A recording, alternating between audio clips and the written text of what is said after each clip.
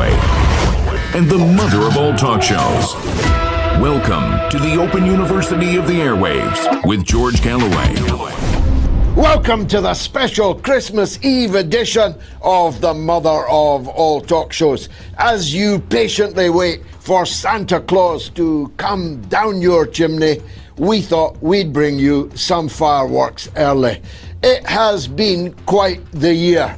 In fact, Armageddon might be a subtitle for this year. Thank God that we never experienced it. I have been to Armageddon. Coming up on tonight's show, we have got a veritable cornucopia of Christmas treats. Chris Hedges, Max Blumenthal, Greg Stoker, Judge Napolitano, and Santa Claus himself, Professor Wolf from New York City. So stay tuned. It's coming up right now, the Christmas Eve edition of the mother of all talk shows. Curious about our curriculum? Have something to say? Then call us now to join the debate on the mother of all talk shows. The only education you can get for free.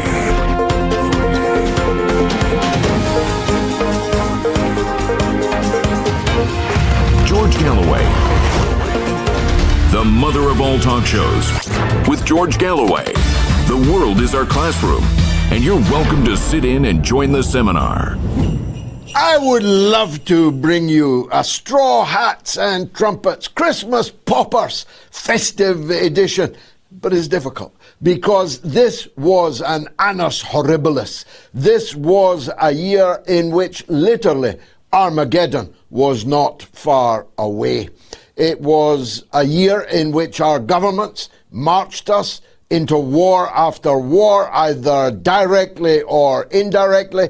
It was a year in which our governments betrayed us, betrayed the interests of our people, betrayed the national economies of Western countries, and endangered the citizens, or in our case, the subjects in the United Kingdom. It was a year of terror. It was a year of war and suffering, and it's difficult to put a straw hat and a festive trumpet onto that. I suppose the only light in this light and shade edition is that we did actually reach the end of the year alive, if not alive and kicking. It's difficult to recall the subjects that I talked about at the beginning of the year, for they were quickly consumed by life-threatening, life-changing events, and which, as I say, oftentimes looked as if they might be terminal. It was an annus horribilis for Gayatri and me, but I'll come to that later. But for the people of many parts of the world, death stalked all continents, either by individual acts of terror or by organized, state-run acts that threatened the peace and, in fact, the very survival of the world.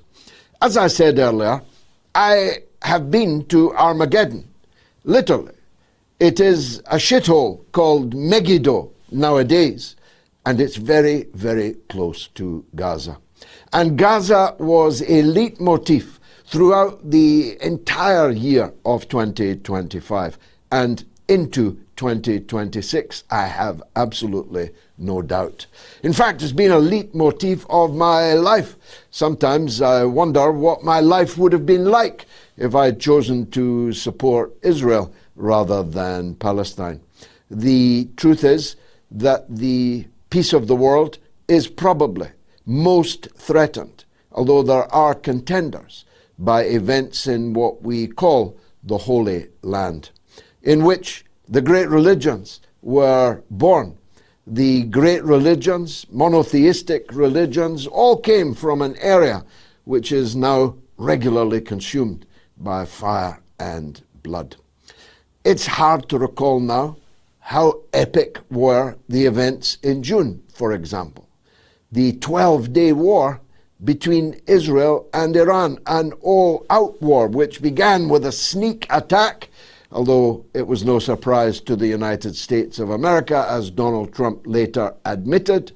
It started with a mass campaign of elimination, of assassination, of murder most foul, of leaders and scientists in their homes with their families being systematically eliminated. The Israeli armed forces and the Fifth Column, which had supported them there, thought that this would get them off to a flying start in the war to destroy the Islamic Republic of Iran. It didn't work out like that, but there were days when it seemed as if it might.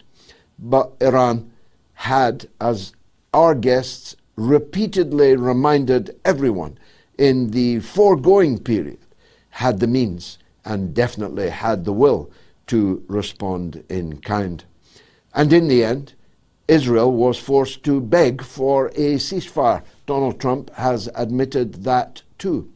In the end, Israel sustained strategic damage and a great deal of elimination of some of their own most important people in the state. Netanyahu's house himself was repeatedly targeted, though he was, of course, as leaders are on these occasions, deep underground.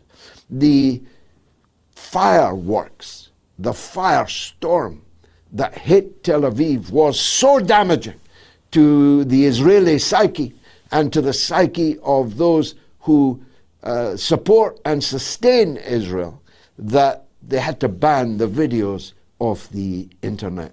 There was a hit record. I think it was Boom Boom Tel Aviv, something of that kind.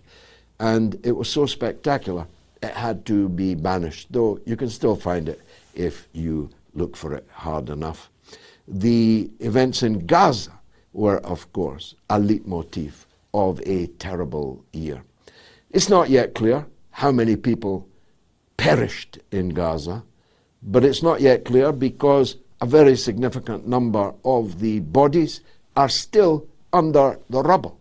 A very significant number of the bodies were consumed by wild dogs, feral animals, living freely in the carnage that became the Gaza Strip. But the best guess that anyone can make is well over 100,000 dead Palestinians, maybe 2, maybe 3 times that amount. And of course, if you factor in the wounded with no hospitals to treat them, the psychologically damaged with conditions that will probably never be diagnosed, the amputees, Gaza had and has the biggest cohort of amputated people ever seen on the face of the earth. Gaza has still the biggest number of amputated children ever recorded in human history.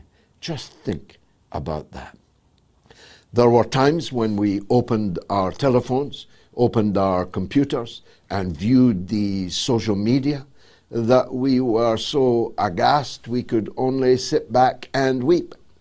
There were times when the horror was just too much to bear, and that was only for us looking at it, not for the people actually experiencing it. People in tents consumed by fire, people with their entire family bloodline wiped out in a single horrific attack.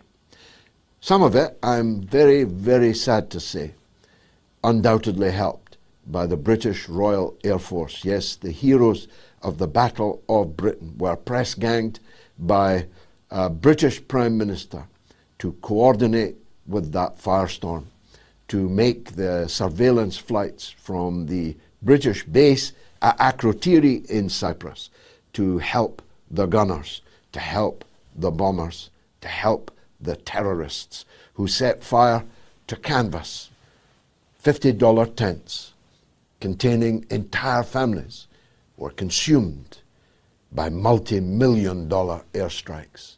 It was a period of such horror, slaughter everywhere, and in Gaza often not a drop to drink, not a morsel to eat, not so much as a painkiller to dull the agony.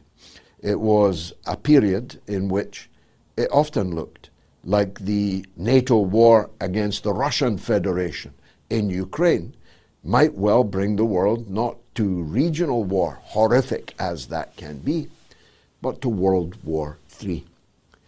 The European barking chihuahuas of Merz and Macron, previously Schulz before Merz, Merz and Macron and Starmer in the vanguard, seemed determined to bring their own countries into World War III when they were singularly ill-equipped to fight it themselves. Their gamble, of course, was always that in any war with Russia, the United States would follow closely behind and come to the aid like the 7th Cavalry.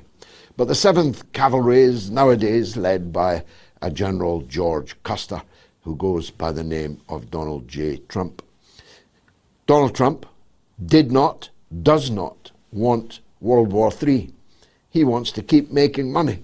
He wants to keep erecting Trump Towers and casinos and no doubt bordellos. He is a party guy, after all, as the Epstein affair is making very, very clear indeed. Donald Trump is not the 7th Cavalry that the European leaders were hoping for, and they didn't get it. And so they are reduced to braggadocio, which is pathetic to those who know the truth, but chilling, terrifying, and for some, I suppose, exhilarating. The prospect of war, not seen since 1945, a world war. There are some fools, most of them in the mass media, who are paid to pretend that all of this is necessary and indeed inevitable. But as I keep saying, the British Army could comfortably fit into Villa Park, a mid-table, mid-level English football stadium. And that includes the clerks, the hairdressers, the malingerers, those in the sick bay, and those who are only there for the baby sham. And I don't mean the women. Our Air Force could simply not engage for a day with the formidable world-class Russian anti-aircraft missile batteries. And our Navy has become a comic opera, Gilbert and Sullivan parody of what the Royal Navy once was. I was a Member of Parliament for many, many years in Glasgow, representing the interests of a warship building yard, Yarrows, on the Clyde. I constantly pushed, because it was my duty to do so, and with a heavy heart, as you can imagine, a 23-ship surface Navy fleet. And we now have less than half of that, much of it held together with glue, much of it a victim of serial incompetence and corruption in Britain's emaciated but massively profitable military-industrial complex. Our aircraft carriers are 1 out of commission and 2 literally held together by glue. And in any case, sorry to tell you and break the news to jolly Jack Tars everywhere, in this era of ballistic missiles, in this era of swarms of deadly drones that cost a couple of $100 each, the most expensive multi-billion-pound warships and particularly aircraft carriers are merely floating coffins. So it was, as the late Queen Elizabeth would say, an annus horribilis. It was a year to look back on only in order to thank God that we managed to survive it. It was the mother of all talk shows, Christmas monologue. Stay tuned. Great guests coming up.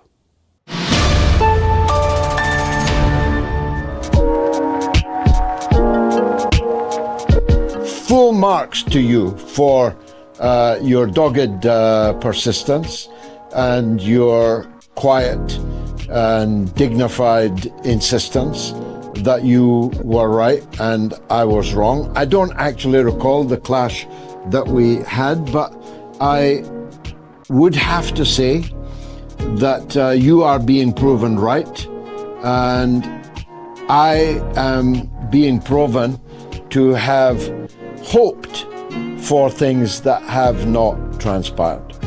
because I said all along, I repeated it 100 times, that the big enchilada, World War III, an intensification of American involvement in the Ukraine war was more likely to happen under the Democrats, under President Kamala Harris, than under a renewed President Trump.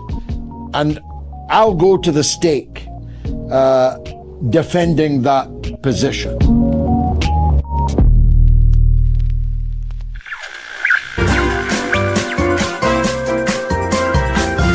You are listening to the mother of all talk shows with George Galloway. Welcome back. First up, the formidable Chris Hedges, the political commentator, Pulitzer Prize-winning journalist and host of the Chris Hedges Report. A man, as I always say, the world would be a better place if he was at Foggy Bottom as the Secretary of State for the United States of America, former head of the New York Times Bureau in the Middle East, a man of vast experience of war and horror. But I had to start by asking him about the terrorist atrocity in the United States, in New Orleans, on New Year's Day. It was carnage, almost unbelievable now to recall it. In fact, you'll struggle to recall it. So many such events have happened since. 14 people were murdered in New Orleans. 57 were wounded. And I started out by asking Chris Hedges his thoughts and his analysis of what happened there. I don't know why anyone's surprised after a year of genocidal assault in which not only are Western countries like the United States complicit, but have embraced the role of essentially arming and sustaining the genocide. It's, what the CIA calls blowback. So I think every day that the genocide continues in Gaza, it's just another advertisement for the hypocrisy, the racism, the callousness of Western nations such as the United States. So supposedly there was an ISIS flag found in the truck. It was, it would only happened a few hours ago, but it seems to point to an extremist attack by a jihadist, or at least somebody who identified with jihadist groups. But I don't know why anyone's surprised. I mean, this is what happens. They don't, people who stand up to Western countries like the United States, or if you want to look at a sophisticated military like Israel, they don't have an air force. They will use the cruder forms of, trucks, box cutters, whatever, suicide vests. But yeah, I think this is a harbinger of what's coming. Yeah, but I get the point that you're making. The United States is in full-scale complicity and direct involvement, in fact. In Sana'a in Yemen yesterday, British and American aircraft were killing Yemenis all over again. I get that point. But what about the apparent contradiction that your government and mine are fully behind the ISIS al-Qaeda front now running Syria, yet an ISIS al-Qaeda type fanatic is murdering Americans in New Orleans? How do we square that? Well, I think that's part of the ineptitude of, in particular, U.S. foreign policy. So Jimmy Carter just died. It was Jimmy Carter and Brzezinski, his national security advisor, who dreamt up the foolish idea of destroying the government in Kabul, provoking a Soviet invasion in 1979, and then spending $3 billion of U.S. money and several $1 billion of Saudi money to create the Taliban, which created al-Qaeda. And again, you look at the Syrian conflict, we were arming these groups. I think it's $500 million in arms. They call them the quote-unquote moderate rebels. So those contradictions are not new. And in fact, there was a moment in the Syrian conflict when we realized that arms had been passed into jihadist groups that were completely hostile to us and to the project in Iraq, and they began to bomb them. There was the U.S. warplanes were bombing them. So functioning as kind of Assad's de facto air force, it just is part of the whole folly of empire. And yes, you make an extremely good point. These are the people who now control. These are the people who control Syria. Let me give you some breaking news, Chris. Reuters are reporting that the former Israeli Defense Minister, Gallant, is resigning from Parliament. He was fired from the government in November after months of disagreement over the conduct of the war, but he kept his seat as an elected member of the Knesset. Now, tonight, he has resigned from Parliament, presumably leaving politics. There was an emergency operation on Netanyahu himself this week. What's going on inside Israel in your view? It's Netanyahu's consolidation of power. Remember, Gallant was favored by the United States in particular to replace Netanyahu.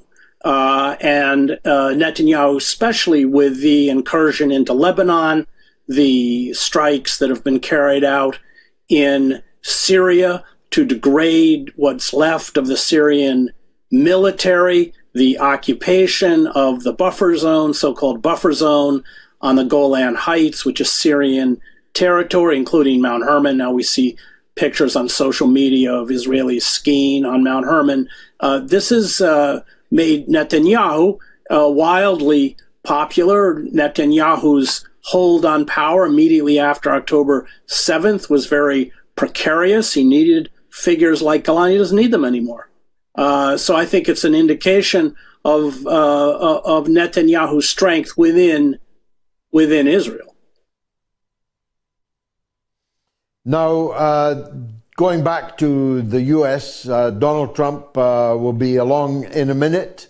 He's going to have a number of problems to deal with on the international level. If we could seriatim go through them, starting rather with the Middle East, in the wake of what would appear to be an ISIS Al-Qaeda terror outrage in the US, and maybe two. We don't know who blew up the Tesla cyber truck outside Trump's hotel in Las Vegas.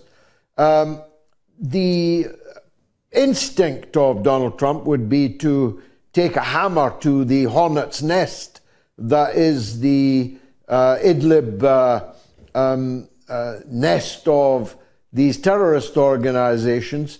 And if he does, those that he doesn't kill will spill around the world, posing a danger to all of us. What do you think he's likely to do first in relation to Syria? I mean, that is the big unknown. What will he do in Syria? He tends to be driven by events. So what happened in New Orleans, tends to provoke a reaction. It's often not particularly well thought out.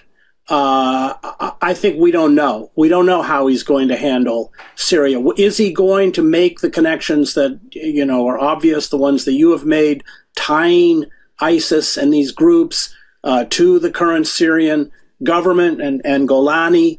I don't know. I mean, that is, yeah. And Trump is impulsive. And so he's very hard to predict. Yeah. How are things in the MAGA camp? There was a Donnybrook going on the last time I looked between Steve Bannon, who represents the blue flame of MAGA, Put America First, and so on, and more globalist, more cosmopolitan elements like Elon Musk. Has that been solved? Has Trump stepped in? Or are we seeing a major fissure inside MAGA before Trump even gets back in the door? I think it is a major fissure. I mean, Trump stepped in on the immigrant visas because, of course, high-tech companies want them. Tesla wants them. Musk brings in skilled workers from overseas on foreign visas. The MAGA base is hostile to the importation of immigrants to take jobs, especially high-tech jobs. But I don't think contradictions within MAGA is particularly new. I think the entire movement has been riven with contradictions, the most egregious being this kind of faux populism that Trump peddles, and then his subservience to the billionaire class and Wall Street. I used to say you can't vote against the interests of Goldman Sachs. It doesn't matter who you vote for. And Trump had Goldman Sachs employees in high positions in his administration, just as Obama and Biden and everyone else does. And Trump comes out of that world. He comes out of that world of high finance. But yes, I think you're right that there are contradictions. How stark will those fissures become, and what will that mean? I don't know. But I think those fissures have always been there.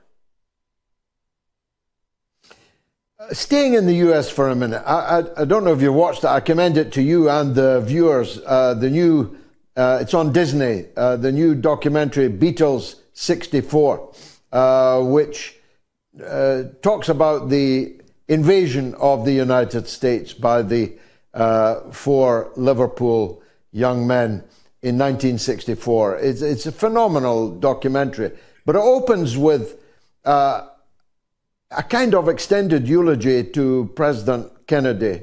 The Beatles arrived just not long after the murder of Kennedy in Dallas. In my view, a coup d'etat. And I got to wondering as I watched and dried a tear how far we've come and how far down we have sunk. From Jack Kennedy to Joe Biden and Donald Trump is a very long way. Are there any possibilities of the Democratic Party in the United States? Are they showing any signs of introspection, of intellectual search for renaissance? Or are they just a busted flush, in your opinion? No, that's what's been so disturbing. Their whole post-mortem has been looking at or blaming anybody but themselves. So it's because Biden didn't drop out early enough. It's because Harris, didn't message properly. It's all about messaging and all about gimmicks. It's not about the fundamental issue, which is that the Democratic Party, particularly starting with the Clinton administration, although Jimmy Carter was part of this, sold out the working class, sold out working men and women. And that's just a reality that they won't acknowledge, nor, of course, their own complicity in doing it. So I don't see in all of the postmortems any grappling with why the Democratic Party, because it's not, and Bernie Sanders did make this point, that it's not just the white working class that's now walked out on the Democrats, it's the Latino working class and large sections of the black working class because of their betrayal by the Democrats. So I think that what we've seen following the election, remember, they're trying to resurrect Kamala Harris now to run for governor. They're talking about her, that they need to have her run in the next presidential race. This is, and the whole convention itself, the Democratic National Convention, which nominated a woman who never won a primary vote. There was no dissent. The campaign itself was celebrity driven, Beyonce, Oprah, all this kind of stuff. Absolutely vapid, absolutely hollow. No, I think it's the death of the Democratic Party. I don't know what comes in its place, if anything. Trump has reconfigured the Republican Party, the establishment wing of the Republican Party, including Liz Cheney and Dick Cheney, her father, who left as a war criminal and left office with a 13% approval rating. The Democrats, or in particular Harris, were running around lauding the fact that they endorsed them. So the establishment wing of the Republican Party has migrated to the Democratic Party, fused with the Democratic Party, figures like Mitt Romney, and Trump has created a very cultish political organization. But I don't see any signs within the Democratic Party that it has the capacity for self-analysis, self-criticism, and real reform. And that's, of course, very dangerous. Chris Hedges there, and how grateful we were to him so often for his wisdom. Another leitmotif of the year 2025 was the consistent clarity, courage, and wisdom of Max Blumenthal, whose outfit, The Grey Zone, is undoubtedly the trailblazer in the world. They break the best stories, they break the biggest stories, they break the stories that the powerful want you never to hear. Max Blumenthal spoke to us many times throughout the year, but I did speak to him in January about something that you definitely will have forgotten. It was the California wildfires, which dominated the news for many days, maybe into weeks. It's only because so many wildfires have raged across the world ever since January that you may well have forgotten it. We talked to Max about the Resnicks and about the problems of water supply in the great state of California. Max Blumenthal, watch this. Well, first of all, thanks for the generous introduction. I hope I can live up to all that. Sure. And, sorry if I seem a little ruddier than usual. Just came from a long walk in the snow here in D.C. where we actually have water. I lived in LA for several years. And when I left, on the day I left, the city was actually surrounded in wildfires. I remember getting an infection, just feeling like the smoke was hanging thick over the city, like the city was uninhabitable. And that's part of the problem here, is that the city has grown far beyond its natural potential. Many of the people who are being impacted by the fire, working class, I have close friends who lost their homes, but also extremely rich people like the genocidal fanatic James Woods, who's now complaining about price gouging because his neighbors were paying an $18,000 lease for a home. Their home was burned down, and now they're being asked for $30,000. These are the problems that some of the rich are facing in the Palisades. James Wood, someone who has celebrated the destruction of homes, liquidation of entire families in Gaza, and he's not backing down on that. So there's a lot of cognitive dissonance going on. You are referencing the Resnick family, who own enormous amounts of land in the Central Valley of California. Now, if you have ever driven up the 5 highway from Los Angeles to San Francisco, that's the breadbasket of America. And pistachios are the cash crop from that area that takes up the most water. We're talking about thousands and thousands of gallons just to produce one bag of wonderful pistachios, which is the company owned by the Resnick family. Now, one of the interesting things about the Resnick family is that they supported sanctions on Iran, and I believe they donated to the main think tank in Washington, which is like an Israeli front group called the Foundation for the Defense of Democracies, which lobbied for sanctions on Iran. Mark Dubowitz, their CEO, has designed the sanctions on Iran. Now, why would they be interested? Maybe they're ideologically Zionist, but there's another aspect to it. Iran produces the best sanctions, and they're basically killing the competition through the sanctioning of Iran and cornering the market so that California pistachios are the only thing on the supermarket table.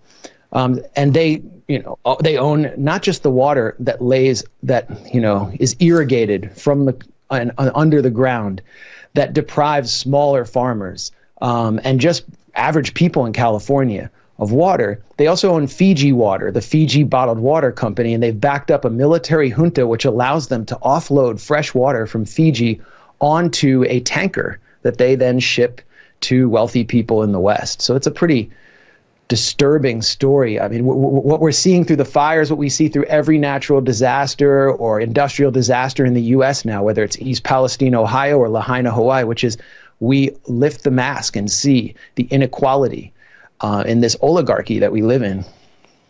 Yes, I mean, it's almost karmic, the connections that you can make.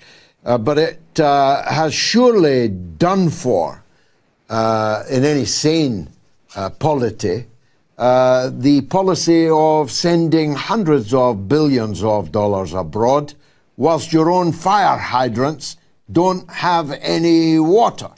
Surely somebody somewhere is, adding 2 and 2 and coming up with 4. If we hadn't sent all that money overseas, maybe we wouldn't have so many disasters and the disastrous end result of natural problems that occur, floods and so on. We wouldn't be short of money to help the people afflicted by these disasters if we weren't spending it all in Ukraine or sending it to Israel. I mean, LA is a special case here, and there's a huge debate in the city over whether the fire department had enough money and whether it would have made a difference. And some of my friends in LA are saying, I'm not there right now, so I can't give you the best expertise or analysis from the ground on this. But they're saying, 4 massive wildfires at once in the interior of the city with 80 to 100 mile per hour Santa Ana winds. What could anyone have done against that? I mean, the city was always prepared for one massive wildfire, and it usually hits in the more outer hills. But there has been a debate over whether the fire department had enough money because Mayor Karen Bass increased the police department budget, the LAPD department budget. It was a political move. It was a backlash against Black Lives Matter and the defund the police campaign. And it was also partly a response to a lot of petty crime that's been happening because LA gentrified its Skid Row area downtown and started moving this massive homeless population, which was like just a city within a city, into other areas like Echo Park, where like yuppies live.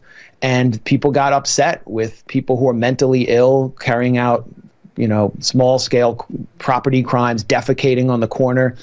The police budget went up. The fire department budget went slightly down. I see the right wing trying to blame this all on DEI because they have like a lesbian fire department fire chief. I mean, that would be like me blaming, the fact that the Washington Commanders, our NFL team, has male cheerleaders now for the fact that they won't win the playoff game tonight. It just doesn't really add up for me.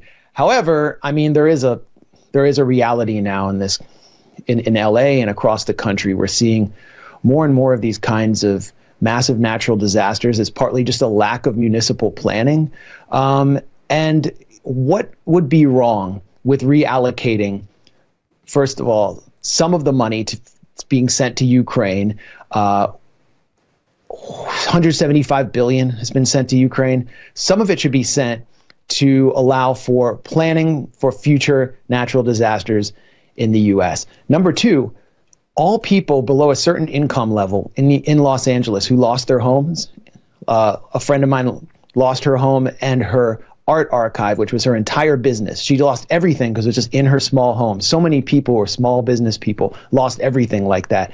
Should have their home rebuilt for free instead of reallocating that money to AI murder warlords like Peter Thiel and Parker Luckey and Mark Andreessen and this AI cartel, which is going to get basically no bid defense contracts to do targeting, not just in Ukraine, but in Gaza. And we can consider the words of none other than Vladimir Zelensky to Lex Friedman in this clownish interview he gave, this podcast interview Zelensky gave in English, where he complained that the $175 billion never actually reached Ukraine. This is Zelensky saying it. He said half of it just went back to these warlord contractors in the U.S., these white-collar, genocidal, soft-handed, eccentric, racist maniacs.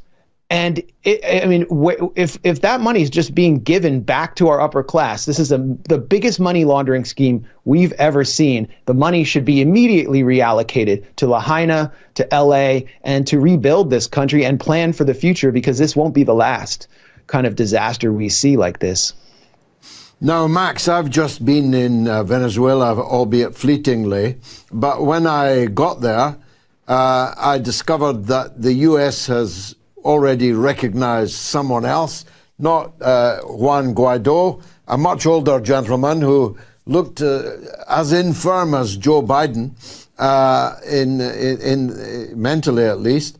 And I discovered that your government has placed a $25 million bounty on the head of the president, recognized by the armed forces in Venezuela, by the courts in Venezuela, by the majority of governments in the world, many of whom were standing with me at the inauguration. But the U.S. has appointed someone else as the president of Venezuela, and having taken the $10 million reward away from the ISIS al-Qaeda chief in Damascus, they've now reallocated that money to Maduro. I mean, where do you even start with that kind of hubris? Well, it's not just hubris, it's deeply cynical, and it highlights how self-serving the Biden gang has been. Okay, they just lifted a $20 million bounty from former ISIS deputy founder and founder of Syria's al-Qaeda chapter, Mohammed Jolani, who's now rebranded as Ahmed al-Sharaa, now that he is part of the ISIS, or Islamic State in Suits, administration in Damascus, which the U.S. has de facto recognized because they've agreed to treat the Israeli occupation down in the Syrian Golan with kid gloves or no gloves at all, and aren't challenging the U.S. occupation of northeastern Syria, including its oil fields. Now that money's freed up, so now they're putting the bounty on Nicolas Maduro's head, someone who has never been involved in terrorism, has faced false charges of drug trafficking from William Barr, who's in his previous incarnation before being Trump's attorney general, helped write the pardons for the Iran-Contra felons in the Reagan administration, someone who came up in the CIA. And what is the Biden administration doing on its way out by adding a new layer of sanctions on Maduro and basically inviting any mercenary or terrorist or cartel from Colombia to come kill him? One thing they're doing is they're trying to prevent the Trump administration from making a deal with Venezuela to lower the cost of oil in America. And at the same time that the Biden administration did this, they put sanctions on Russia's so-called ghost fleet, basically any ship that is carrying Russian oil that isn't insured in the UK. What is that going to do? That's going to raise the prices of oil for sure, because the US is sanctioning Venezuelan and Iranian oil, and we're still getting oil and gas from Russia. So it will increase oil prices under Trump, which will then have a knock-on effect of increasing inflation. And then the Democrats will come in and say, Trump wrecked the economy, vote for us in the midterms. And if Trump tries to go to Venezuela and say, hey, let's make a deal, do some power sharing agreement, something, can we work this out? Because Trump had previously hinted at wanting to do that while Elliott Abrams and John Bolton were trying to run a coup. Remember, he referred to Maduro as a tough cookie and said he's not going anywhere, and they freaked out and tried to corner Trump. So if Trump tries to do a deal allowing Venezuelan crude to be refined in Texas, which would be a great arrangement for Americans, it's going to be that much harder to do, because he first has to lift the bounty from Maduro, and he'll be attacked from within his own base and by his own Secretary of State, Marco Rubio. So what I'm saying is the Biden administration has injected a poison pill into the U.S. economy for the sole purpose of undercutting Trump. It's pure political pettiness at the price of the pocketbook of Americans.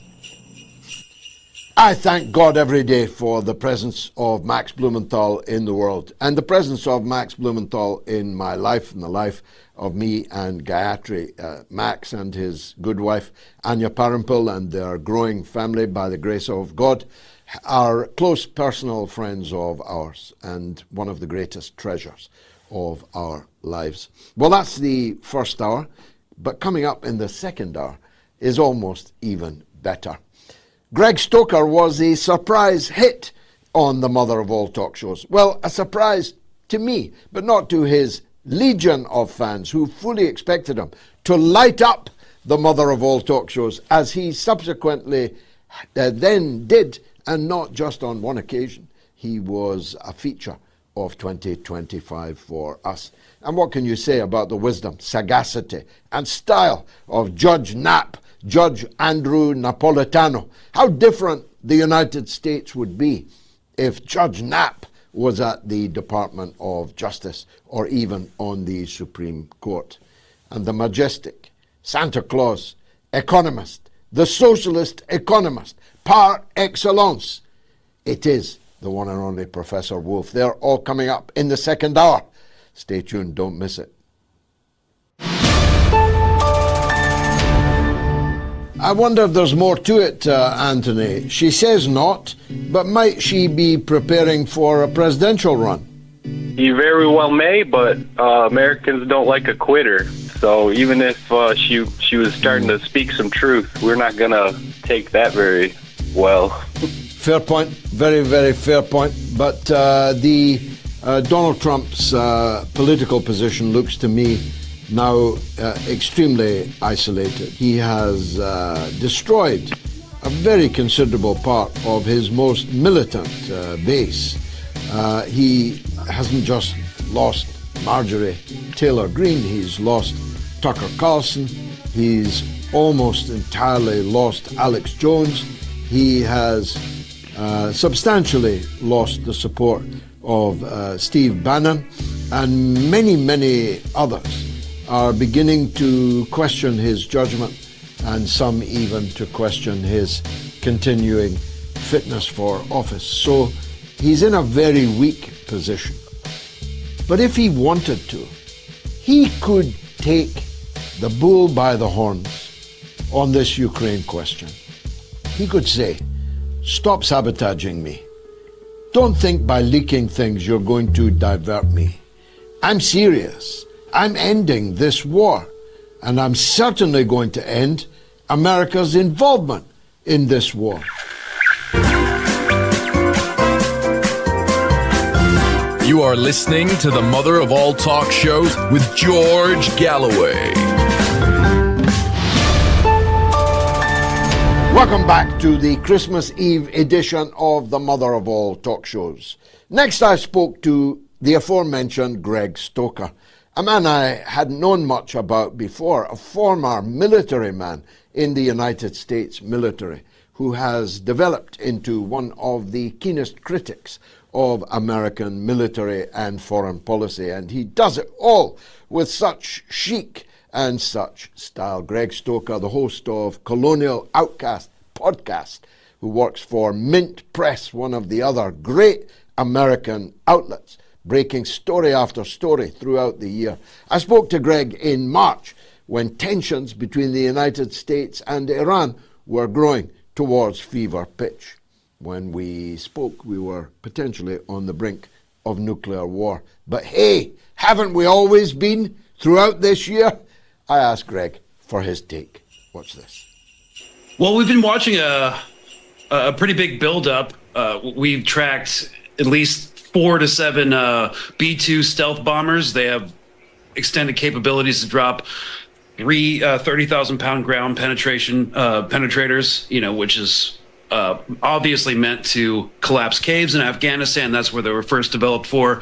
And now the theory is for nuclear hard sites underground in Iran. They're staging out of Diego Garcia Air Base, which is out in the Indian Ocean, because a lot of our Arab allies, where we have bases in the Gulf and Qatar, they've said specifically they do not want us to use their airspace for strikes on Iran. So it's conveniently out there. It's always been a staging ground for operations in the Persian Gulf. So we're watching that build up. But you know what's interesting, George? We just had the Senate Intelligence Committee on Global Threats, which is something we have every year here in America at the beginning of each new year. And Tulsi Gabbard, the Director of National Intelligence, said categorically during the global threat assessment that there is no evidence that Iran is currently trying to develop a nuclear weapon. They kind of stopped all their ambitions with that regard in 2003. So we're watching this man, Trump, who was platformed as this anti-war candidate, become just a straight bomb Iran neocon. And there's a lot of reasons for it. One of them being, isolating Iran, separating them from China. He wants to use this opportunity to implement a pan-Arab Abraham Accords. So for the audience that was just tracking, last administration, he pushed for the Abraham Accords, which was the normalization between Bahrain and the UAE and Israel. Well, he's kind of definitely signaled that he wants to do that for the entire Middle East and Gulf region, and separating Iran from that region is part of his massive foreign policy initiative. Yeah, because the demand is not only on the nuclear file. Some people are missing that point. The demand is far more far-reaching. It is a demand that Iran cease to have any hinterland in the Arab world, have any allies in the Arab world, cut itself off from the Arab world, because Trump knows that Iran has millions of supporters, often co-religionists, but not always, who will reject the Abraham Accords. And if Iran is still around to help them, their opposition to the Abraham Accords will be that much more vibrant. So it's not just the nuclear question, although that's what the media usually focuses on. It is an attempt to force Iran to destroy its ballistic missile capability, its ability to fight back against distant enemies, and to, as I say, end its role supporting people like the Ansar Allah in Yemen, like the Popular Mobilization Forces in Iraq, like Hezbollah in Lebanon, like the resistance in Palestine. He's really going for the whole shebang. The question is, and I appreciate you can't know, neither can I, but the question is he fully appraised of what the likely impact outcome might be if he does go to war with Iran?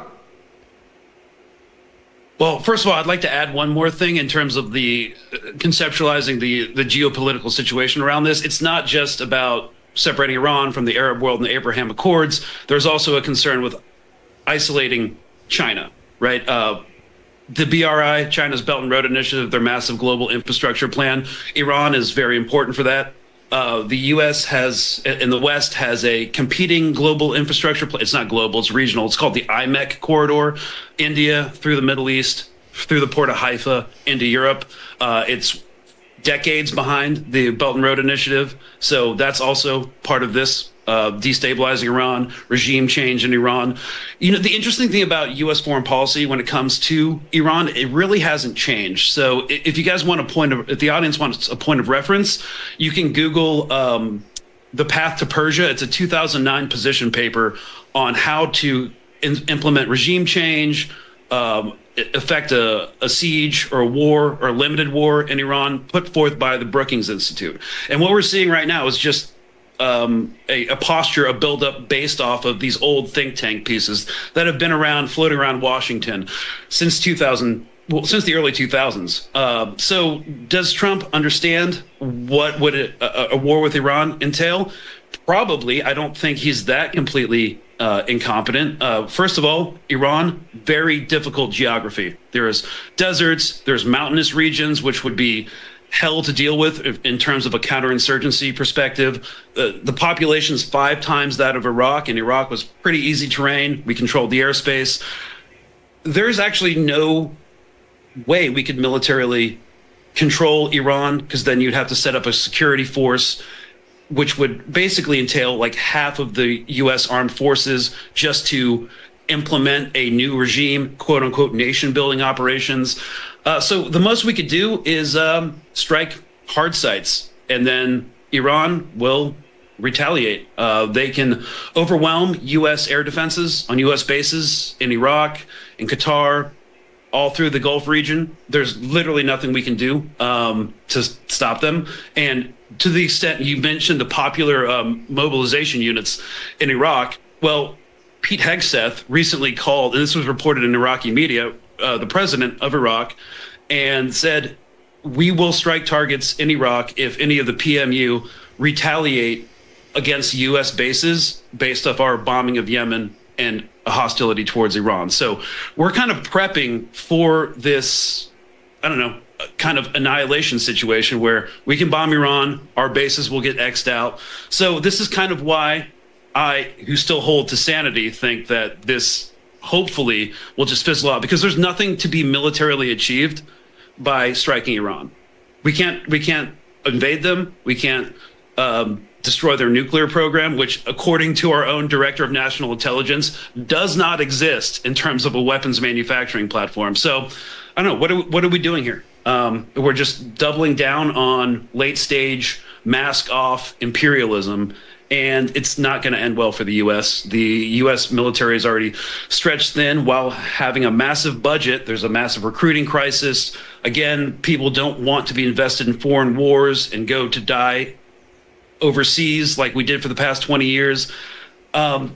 It's just this intractable situation. And from the imperial perspective, it seems like the entire system's in cascade failure. We still have a lot of inertia behind us, which is why we can put billions of dollars of air assets in a base out of like Diego Garcia and move a couple of carrier groups into the region. But again, there's nothing we can accomplish that's achievable. It's actually insanity. So. Well, but we're going to keep doing it. I think that's, I mean, I've read the book, The Art of the Deal, and I'm watching Trump now as he browbeats people around the world into giving way to his demands, or rather what his demands really are, as opposed to what they are on the top line. So, for example, he basically threatened to invade Panama, and now he got his way in Panama. China no longer owns the warehouses by the side of the Panama Canal, which is all they ever controlled. They never controlled the canal, as Trump lied. But now BlackRock does control the canal. So he got his way there. He may well get his way with Canada without having to invade it and enlist King Charles into the war of national defense, which the Canadians seem pretty committed to conducting if he does. He's not going to invade Canada. And our last guest certainly believed that he's not going to invade Greenland either. So these are all just art of the deal performances by Donald Trump, aren't they? They are extreme belligerence. They are crazy Trump behavior in the hope that some part of what it is he's looking for falls into his lap for the fear of avoiding something worse. Is that possibly what's going on? Well, I try to resist sensationalism. I remember last year I invested a lot of time in trying to dispel this fear or this mania around National Guard units deploying to Syria. They thought it signaled an escalation of U.S. foreign policy in the Middle East. And if you actually looked at the deployment orders, it's like, no, they were just rotating out from the counter-ISIS operations in Syria out of a legal basis, of course, but it wasn't an escalation of forces. So when we look at this buildup in the Persian Gulf and the moving of another carrier group into the region, which is a significant strike package in terms of capabilities. This is not unprecedented. The U.S. masses forces to isolate and to deter different regional adversaries, as we would call them. So the same thing happened with a similar complement in 2022 out of Australia in order to deter China over the Strait of Taiwan. So I'm looking at this, and yes, the rhetoric, the strike packages and the capabilities are alarming, but I think it's going to be more, as you said, art of the deal. This is basically just a show of force because sanctions aren't working against Iran. It hasn't worked out. The Iranian government has its own problems, but they said they're not going to negotiate a new nuclear deal under these terms. So what do? More posturing.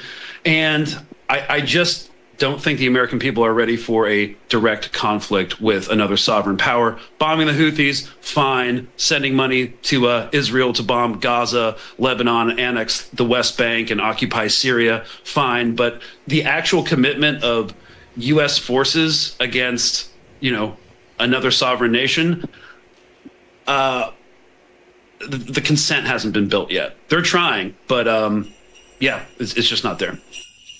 Greg Stoker from Mint Press, which has been harassed by multiple agencies throughout the year and whose very existence is now in danger. I urge all of you to do everything that you can to support Mint Press. Back in April, I spoke to Judge Napolitano. Well, I spoke to him many times and was honoured to meet him in person in the course of 2025, although it seemed as if we'd known each other forever, which we kind of have, though only through a camera lens. On any subject that you ask Judge Napolitano, he is the oracle. He knows about everything from crime and punishment through military and political matters and even economic. At that time, Donald Trump was threatening to, or actually imposing tariffs on everybody. Tariffs throughout the world. So bewildering were the numbers and the scale of these tariffs. I'm amazed if anybody at all in Washington, D.C. could have adumbrated all the tariffs and the rates on every country in the world. That's how crazy it all got. I asked Judge Knapp about what the economic impact might be on the United States. And with a great deal of percipience, he was able to say this. Watch it. I wish I could understand the method to the madness, George. And let me actually start by thanking you for inviting me to the show. We've been friends and collaborators for a long time. You were on my show recently. Yeah. The numbers went through the roof, the numbers of viewers, and I'm happy and thrilled to be on your show with you. I've been a fan for many years, as you know, before we actually met. I don't know if there's a method to his madness. In my view, and in the view of most legal scholars who've looked at this, what he did was absolutely unlawful and totally unconstitutional. The Constitution authorizes the Congress to raise taxes, not the president. A tariff is a sales tax. Okay, they gave him authority to impose this tariff in the case of an emergency, and then they defined emergency as a sudden and unexpected event which adversely affects national security or economic prosperity. The so-called emergency was stated by Trump in his executive order, George, was the American imbalance of trade. That's been the case since 1934, so it's hardly a sudden and unexpected event. So there's no legal basis for what he's doing. Can the Congress impose tariffs? Well, yes, it could, but that would be after a great public debate in which the Congress made prudential judgments about how to manage the government's economic woes. When the president makes a wild decision like this on his own, and it causes the loss of 6 to 7 trillion in shareholder value, although, as you know, some of that is now coming back since he, in the past half hour, suspended the tariffs that he imposed last week on all countries except China. It makes one wonder if he understands economics 101. I say this as a friend of his, and if he knows what he's doing. Yes, and this show was happy that he, rather than Kamala Harris, became the president. So we don't depart from a standpoint of wishing him failure. To the contrary. But he's doing his best, Your Honor, to disappoint, if not to shatter, the hopes that so many people had on this front and on the war front. Yes, on the war front, about which you spoke right before the break, with respect to Israel, in my view, he is worse than Joe Biden. He has totally and completely unleashed Benjamin Netanyahu to resume the genocidal slaughter of the Palestinian people. Moreover, I'm of the view that the statement Trump issued, which was interpreted by the BBC and by The Economist magazine as a disappointment to Prime Minister Netanyahu, was a head fake intended to lull the American people and the Iranians into a false sense of security. Netanyahu's domestic problems are over the top and out of control and will consume him, and he knows it, unless he brings Israel to war. And he knows that he cannot bring Israel to war without the United States. Now, that raises a whole host of other problems that involve a couple of fellows named Putin and Xi. And it depends on how smart Donald Trump is as to whether or not he goes along with what Netanyahu desperately needs. But he cannot call himself a man of peace. He is still funding the war in Ukraine. It will stop in 2 weeks when he turns off the spigot that Joe Biden opened 3.5 years ago. And even worse, he's paying for 100% of the slaughter in Gaza. What kind of a man of peace is that? Indeed, the whole shtick that he was hoping for a Nobel Peace Prize and so on, it all seems so long ago now, and he's only been in 3 months. It is quite an extraordinary turn of events, and not entirely explicable to me, because I got the feeling before that Trump didn't like Netanyahu very much. Trump's an alpha male, obviously, and he tends not to like the being in the presence of other alpha males. He tends to like people like little Macron that he can pat on the head and push around. And Netanyahu is, of course, not that kind of guy. So I got the feeling that Trump would not actually go the extra mile for Netanyahu. But in his ravings about Gaza, and they are ravings, I mean, the ravings in every sense. When he says Israel gave up the Gaza ocean front property, the Mediterranean being a sea, not an ocean, and Israel never had it to give it up. It is, as you well know, Your Honor, internationally, legally recognized as occupied territory, a status only recently reinforced by the last judgment of the ICJ, the highest court in the world. He seemed to think that he, under the authority of the United States, could simply have the Gaza Strip, when legally all he'd be doing was making America the illegal occupier rather than Israel. His statement in the Oval Office in the presence of Prime Minister Netanyahu that Israel gave up the Gaza Strip probably galled Netanyahu as well, because it is so profoundly inaccurate. It's been Palestine for about 4,000 years. The Israelis have attempted to seize it, and it's been an open-air concentration camp there since 1948. Trump has designs on it to develop it. I mean, that to me is a gross and irresponsible statement to come out of the mouth of the President of the United States. If you want to give him credit, maybe he's playing games with Netanyahu. Maybe he's not. Maybe he likes him. Maybe he doesn't. But he's financing the slaughter of innocent people, and there's no justification for that, and there's no credit to be given for that. There's nothing but condemnation.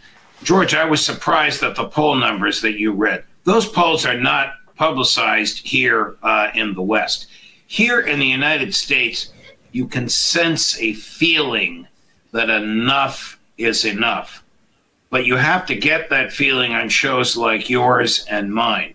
You won't get it where I worked for 24 years on Fox News. You won't get it from reading the Wall Street Journal or the Washington Post or the New York Times. You won't get it from CBS, ABC, NBC, or the BBC. You'll only get it from the alternative media. But I guess it's starting to resonate. Those numbers that you quoted a few moments ago, polls of Americans were extraordinary. 57% opposing this policy. The policy is ruinous for the United States. It has isolated not only Israel, but the United States as international pariahs.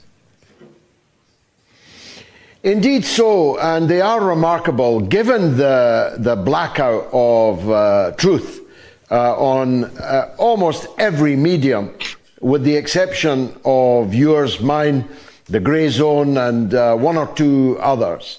You really have to search for the truth about the Israel-Palestine conflict in the US, and in Britain for that matter, though more in the US. And yet now, a clear majority of US adults say they disapprove of the current US relationship to Israel. That is something Trump should pay attention to, unless he's not able to, Your Honor. I postulated, you're his friend, I'm not, I postulated there's something dark about this. It can't just be about previous donations, because eaten bread is soon forgotten, as I'm sure Italian Americans also know, as well as Irish people. These donations are all in the past. They've all been spent.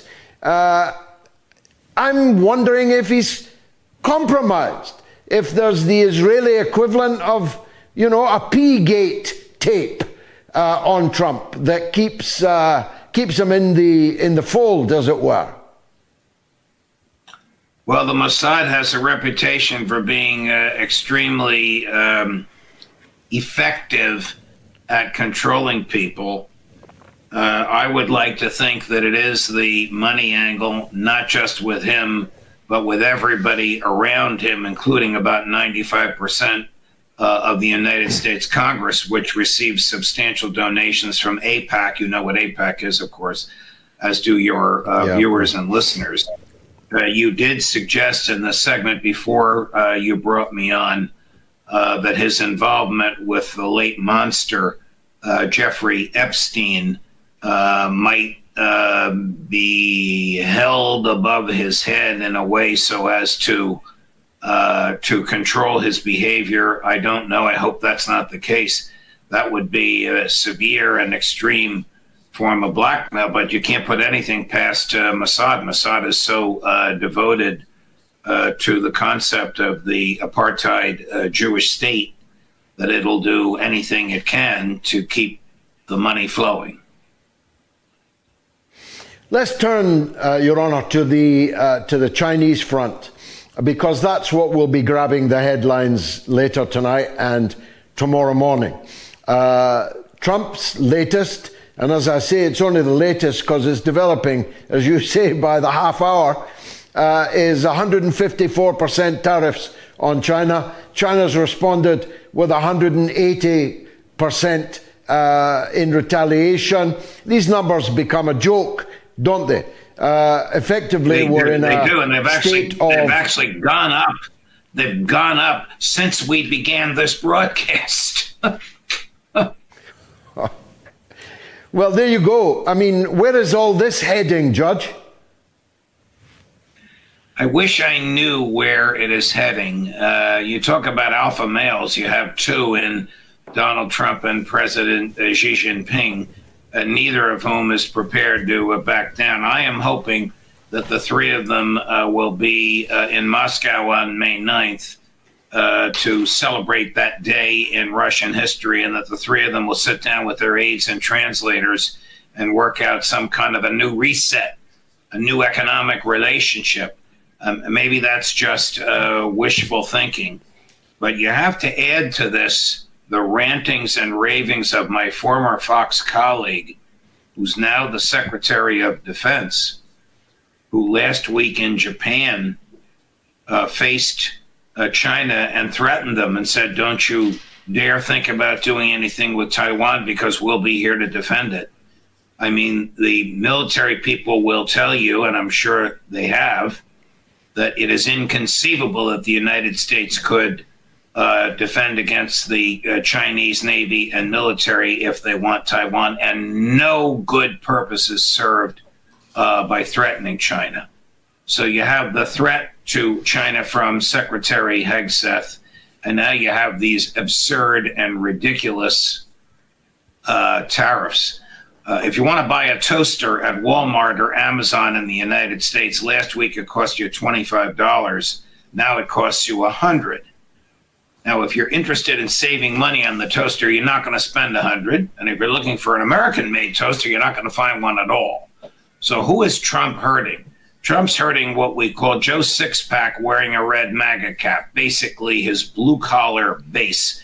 That's who he's hurting when he imposes these absurdly high triple-digit tariffs.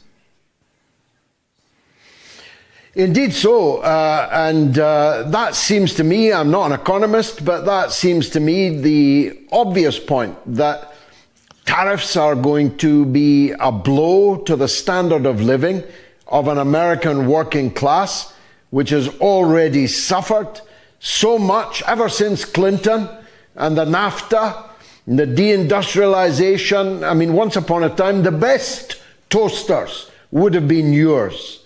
Now, yes, none of the toasters are yours. We'd have been looking at, an Art Deco toaster of the typical American brand, but now that no longer exists. So you're going to have to go without the toaster. You're not going to pay $100 for a toaster that last week was $25. Right. And if you have to, you're going to blame President Trump for it. How are his ratings holding up in this maelstrom? You know, they're about 45-45, so 45 approval, 45 disapproval, and some brain dead 10% of people have no opinion.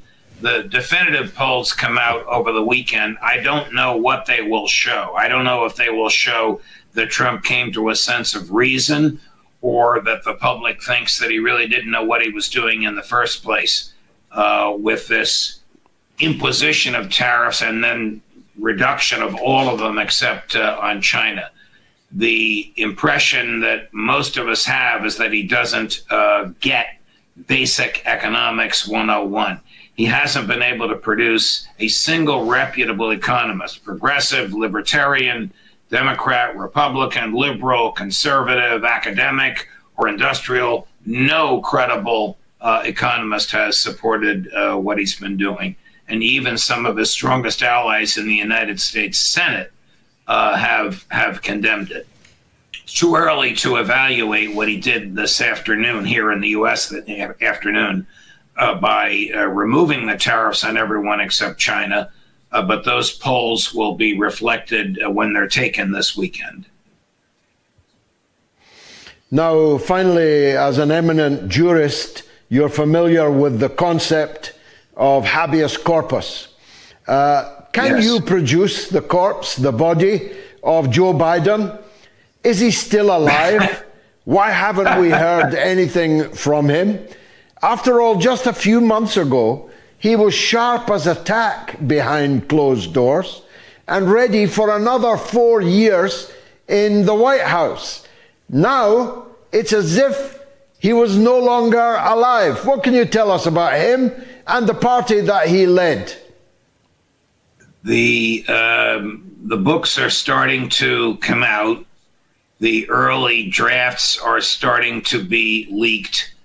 That even his closest advisors were brokenhearted, to use the phrase of my friend George Stephanopoulos.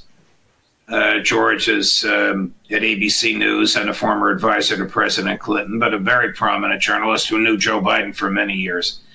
Brokenhearted at the Joe Biden that they saw in the last year of his presidency. Did any of them ring a bell? No. Did any of them go to Kamala Harris and say, it's time to trigger the 27th Amendment, which would allow her to become acting president in the case of the president's disability? No, they all hid this stuff. They're all going to be embarrassed and humiliated for having done so.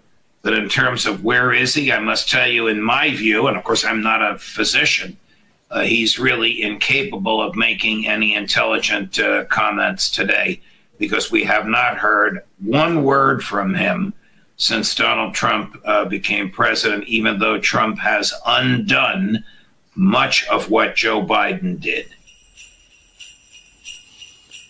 Well, from my favorite judge to my favorite economist. Indeed, I think most of the viewers of the mother of all talk shows find him their favorite economist. I do have other favorites. Sorry, Steve Keen. You are my second favorite economist, but there's something about the timbre of Professor Richard Wolff's New York drawl that just draws me in and allows me fully to grasp the oftentimes complicated economic matters that he's usually discussing. But he can talk about anything, just like Judge Napolitano.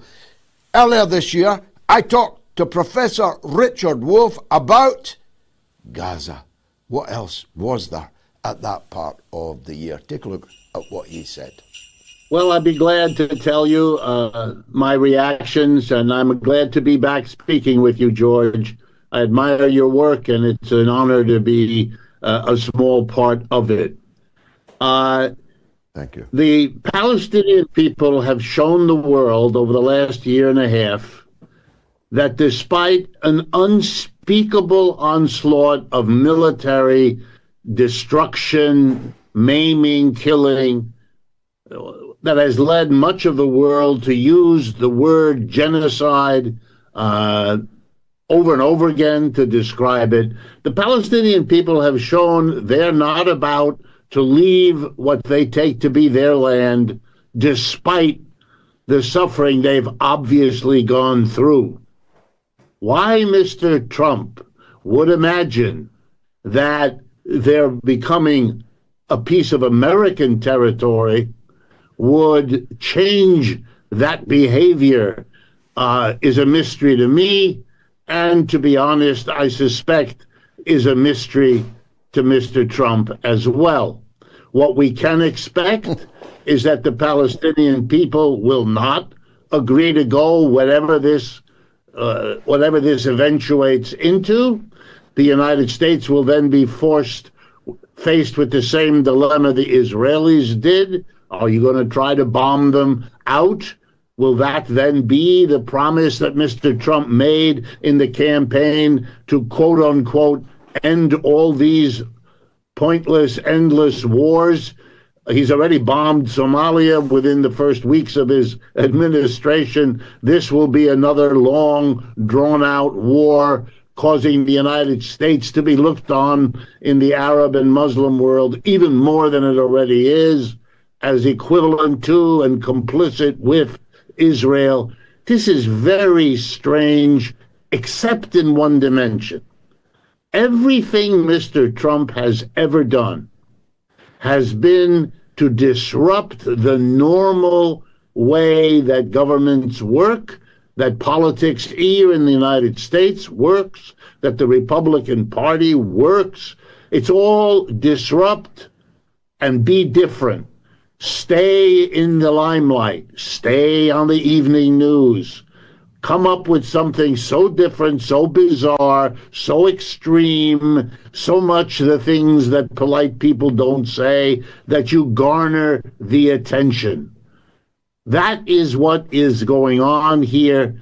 Neither he nor anyone else knows what portion, if any, of what he talks about will ever see the light of day or last. Well, let's hope this is one of those crackpot ideas, like some he had in his first term, that never goes any further, although the consequences of it are already reverberating across the Arab and Muslim world and across America's allies, satrapies, you might call them, in Europe. Perhaps we'll come back to them in a minute. But the poll question we are asking this evening, will Trump's tariffs work or backfire? Will they, Professor, work or backfire? They will backfire because they are both internally contradictory and will, and already are, provoking enormous disagreement, hostility, and backlash. Mr. Trump won the election by 1.5% of the popular vote. One of the reasons he has to talk about a mandate all the time is because he doesn't have one, and the election didn't give him one. He cannot afford to lose 1 or 2 or 3% of the vote, because if he does, he loses, and the support for him vanishes. He has now been attacked by half a dozen major business associations, the Wall Street Journal particularly attacking his tariff program as unwanted, dangerous, and so forth and so on. Whatever else helped him win, one of the key factors everyone agrees is that there was anger in the population over the inflation that the country suffered in 2021, 2022, and 2023. It set the stage for his claim that he could magically stop the inflation, just as he could magically end the war in Gaza or in Ukraine or anywhere else. You know, the grandiose gesture and all of that. But here's the reality.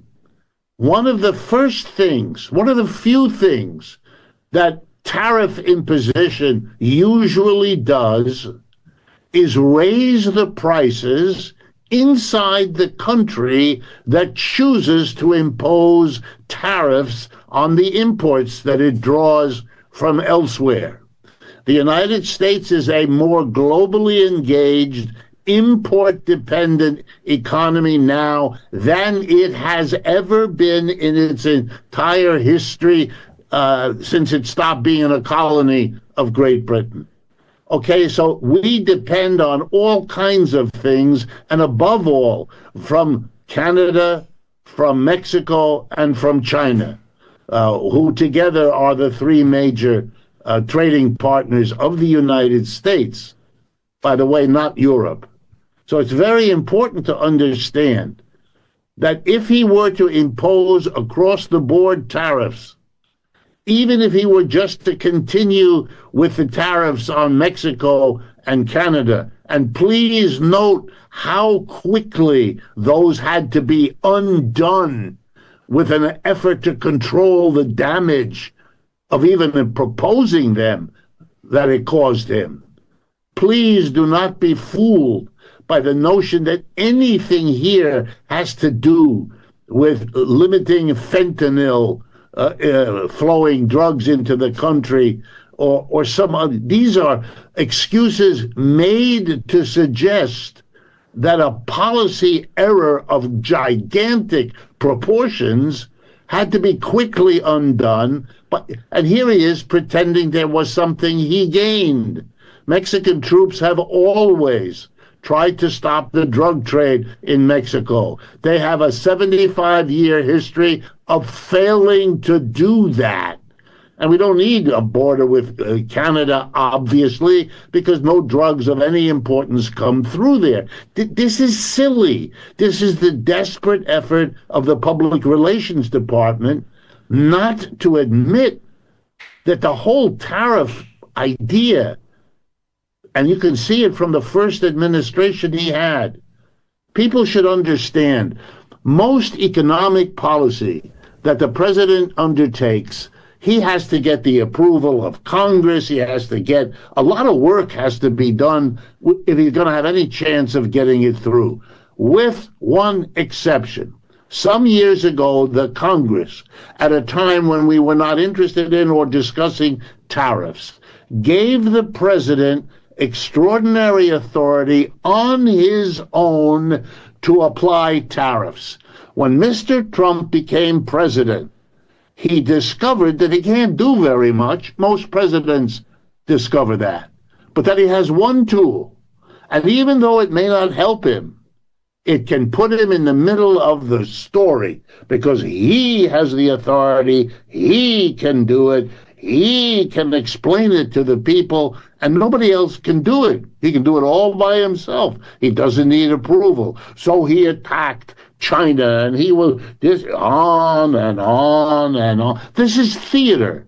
It's political theater. Look how active I am. Look how powerful I am. When he made a mistake in the first year in his first administration, he kept saying, I'm going to hit the Chinese with a tariff. I'm going to make the Chinese pay a bigger tariff.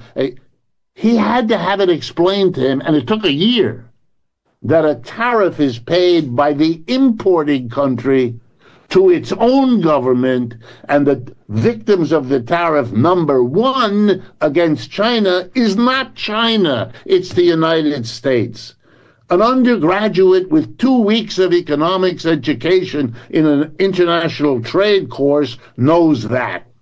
The literature on tariffs is huge because they have been used by one country or another for at least 300 or 400 years. But he didn't understand even the most basic idea, or if he did, then he slid over into having to embellish his theatrics by pretending that the tariff will hit the other country. Here's the irony. No matter what happens, Mr. Trump has given the world a lesson. Do not rely on trade with the United States.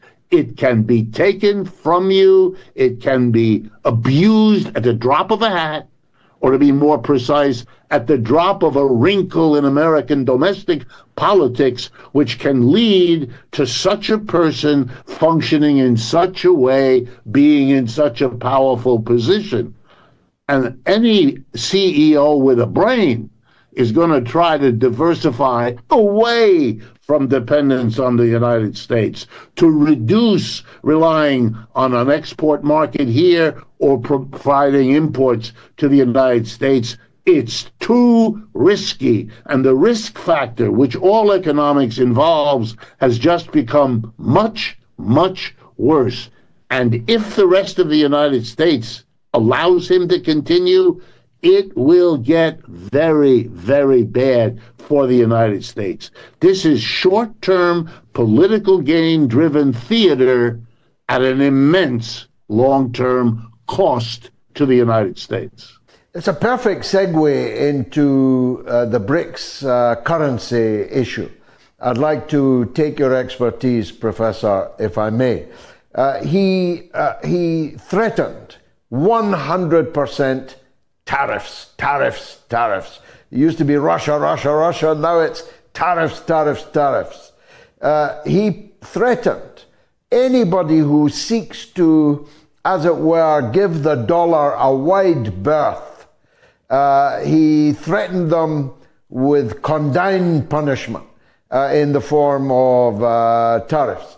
Now, on one level, you know, if the Sopranos came along and threatened me in that way, I might, for an hour or two, contemplate my options. But my underlying determination would be to get out from under these sopranos, because these people will always come back for more. That's the likely feeling throughout the BRICS now, isn't it? Absolutely. Let me give you an example.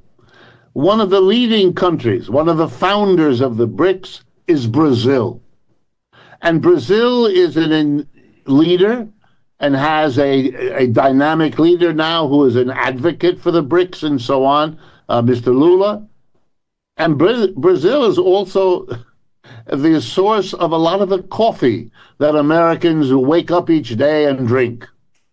Imagine 100% tariff on coffee. That would mean that the drink most Americans start with every day, which is coffee with some sugar put in it. Both coffee and sugar are imports. The United States does not produce a significant quantity of either. A little bit of coffee in Hawaii, a little bit of sugar in Louisiana, and so on. But the latte, as we call that here in the United States, that people in America begin with, would double in price overnight. You want to see Mr. Trump ridden out of town metaphorically on a rail? Then do that. That would be the most dramatic transformation of his support into opposition that I could imagine. Now, let me give you another example to drive it home. We have a product in the world, an important product, the electric automobile, the electric car, and the electric truck that is produced in China by the BYD Corporation. B as in boy, Y as in yellow, D as in dog. They have come out of the competition of the last 15 years where every car company is trying to make the transition from fossil fuel to electricity as its source of energy. The best job, the competitive winner, is the BYD Corporation. By the way, not the Tesla Corporation, the BYD. The current tariff in the United States imposed on electric vehicles from China is 100%. It's been that way now for half a year. Mr. Trump put 25% on in his first term, and Mr. Biden raised it to 100%. And that's what it is right now. That means that if you buy an electric vehicle, which is the best quality at the lowest price from China, you will get the best quality, but you'll pay double the price.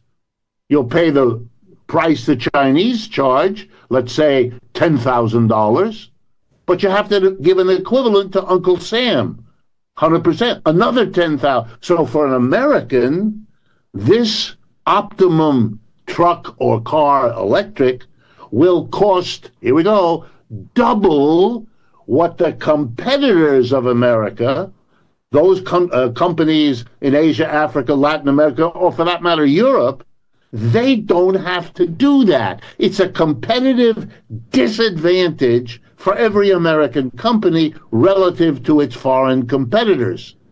That's going to hurt those companies. Many of them are going to shrink or disappear. Jobs in America producing are going to disappear because the Americans get... This is ridiculous. This is shooting yourself in the economic foot for a temporary vote gain, you hope, from looking like you're a big tough guy. The Chinese simply turn to the rest of the world and market their car quite successfully. They are now one of the biggest automobile... For us, George, we are watching a theater of agitational politics with no concept of what's going on, doing its theatric best to hold the public attention. And that, I have to admit, at least after 3 weeks, they are still doing. Big thanks to Professor Richard Wolff for that interview and all of the assistance you gave our University of the Airwaves all throughout the year. Now, lastly, on this Christmas Eve special edition of the mother of all talk shows, we return, as we must, to the threat of nuclear war, about which so many people are so inexplicably relaxed, complacent, never going to happen. I wrote on Facebook, it's a big hit, check it out, about the dangers of nuclear war for my own country, the United Kingdom, in relation to the war in Ukraine. It got a big audience, headed for 1 million reads, which isn't bad for a Facebook post, but you'd think that millions would be out on the streets everywhere about the danger of nuclear war. When I spoke to Professor Mohammed Marandi about it, Trump and Iran were nose to nose amidst the bombing of Tehran and Tel Aviv. And it looked particularly a bleak period of time. Professor Marandi, university professor in Tehran, so has no responsibility for the policies of the government in Iran. But if the audience of the mother of all talk shows could elect a president for Iran, he would win it in a landslide. I started by asking him if Trump was bombing Yemen as a precursor to the bombing of Iran. Here's what he said. Well, it's a great honor being on your show, as always. I think it's obvious to everyone that Trump has made a major mistake. He doesn't have any special card up his sleeve that Biden did not have. He has the same weapons and the same destructive capabilities to murder women and children as Biden did. The arrogance of power, the arrogance of empire is what makes Americans constantly miscalculate, whether it was in Afghanistan or Iraq or elsewhere, or in Ukraine, as we see today. It is the arrogance of power that causes them to go in thinking that they're going to win this one because they are special and they're above and beyond the rest of us, and ultimately they fail and their empire weakens every time. And hopefully today we are witnessing the final days of this empire. The Ansarullah movement, which is, they're not the Houthis, as they're often called. The Houthis is a tribe. Ansarullah is a national movement, which includes Houthis and it includes others. And it has many allies in Yemen, and now it's a household name across the region. It is the heroic force that has stood up to the United States and to the Israelis, and which is alongside Hezbollah, has sacrificed to try to stop the genocide against another people, not their own, which I think is the ultimate sacrifice. But these people have fought against Saudi Arabia, their genocidal war alongside the Emiratis, this genocidal war that they carried out for 7 years against Yemen, with the support of the United States and the collective West. And they failed. And the Saudis spent hundreds of billions of dollars, not hundreds of millions, not billions, not tens of billions, hundreds of billions of dollars, and they're next door. So they were bombing day and night. They built up mercenary armies, and they failed. And they never took the capital, Sana'a. Why? Because Ansarullah is popular, because it is legitimate. It is not a proxy. Iran supports it. Iran is honored to support it, but they are independent, and they say that the Israeli regime, as long as it's carrying out a starvation siege, they will not allow its ships to pass through the Red Sea. They are enforcing the Genocide Convention. And what do they get in return? Instead of being thanked, the Americans and the British bombed them, and the Qatar, the Emirates, the Saudis, and Bahrain all facilitate the attack in order to bring them to their knees. But it's going to fail. It failed in the past, it will fail today, and it will fail in the weeks ahead. And I think we already see some signs, and I may be wrong, of Trump backing down, because he just wrote another message where he said the Iranians have now decreased their support. His previous rant was only 2 days ago. How could Iran decrease its support in 48 hours? So I think it's possible that he's recognized that this bombing campaign is not going to do any damage to the Ansarullah and Yemeni armed forces underground facilities. It's just murdering ordinary people, making Trump look as evil and sinister as Biden, and it is making Ansarullah more popular than ever before in the eyes of the people on the streets across the region. I'll come back to these principalities that you referred to earlier in a minute, but I suppose the big enchilada is this. Is Trump and the UK, Starmer, I don't know what they do, whether they blow up the tires of the aircraft before they take off, or some other menial task, maybe work in the mess for the American pilots. But the US and UK, are they bombing Yemen as a proxy for bombing you, for bombing Iran? Is that Yemen's real crime?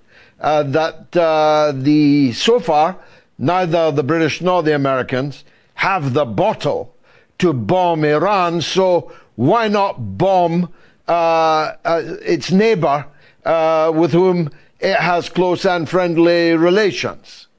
I think there are a couple of things here. One is, I think that the United States knows that in Ukraine it's going to lose, and that Russia has the upper hand, and that however this war ends in Ukraine, the West and the United States and NATO, they're all going to look weak. And Trump is going to be blamed. So Trump would like to look strong in Yemen.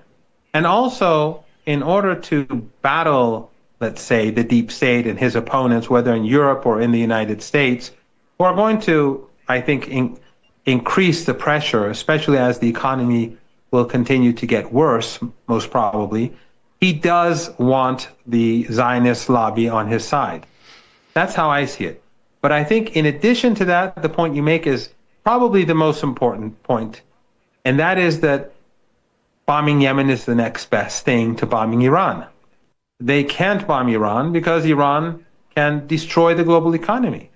So they bomb Yemen instead. They murder Yemeni women and children in the hope that they can intimidate Iran, but also in the hope that the Zionist lobby, that they will be satisfied with Trump standing shoulder to shoulder with Netanyahu in the slaughter of the people of Gaza and in the slaughter of women and children in Yemen. I think the military, the US military, knows quite well that a war with Iran would mean the end of the global economy as we know it. The oil and gas assets and its installations in the Persian Gulf region, along with the petrochemical plants and the refineries, and all the other the desalination plants, all of these are vulnerable. The Persian Gulf is not very wide, and Iran owns one side of it. That's why it's called the Persian Gulf. If there is war, these tiny Arab family dictatorships on the other side that host US bases, they won't last. Many of them, like Qatar, only have like 350,000 passport holders. Most people there are foreigners. They're indentured servants at best, if not slaves. The same is true in the Emirates. So if there is war, these regimes will all collapse very swiftly, and the global economy will collapse. And that will be the end of the US empire. It will be the end of Trump's presidency. And imagine if the global economy collapses, which will be catastrophic for all of us. Imagine how many people will be on the move. The Americans complain about immigrants from Latin America, which largely go to the United States because of the damage that the United States did to Latin America over the decades. Imagine if the economy collapses across the world, people in Latin America will be streaming to North America in much greater numbers than we see today. And the same is true in Europe. People from Africa and West Asia will be moving towards Europe like a flood, in far greater numbers than today, even though the economies of North America and Europe will also collapse. But people will be moving to where they think there may be hope. So it's mind-boggling, I think, what would happen if there's a war. And I think there are enough sane people in the Pentagon, sinister but sane, who would tell the president that this is simply a bridge too far.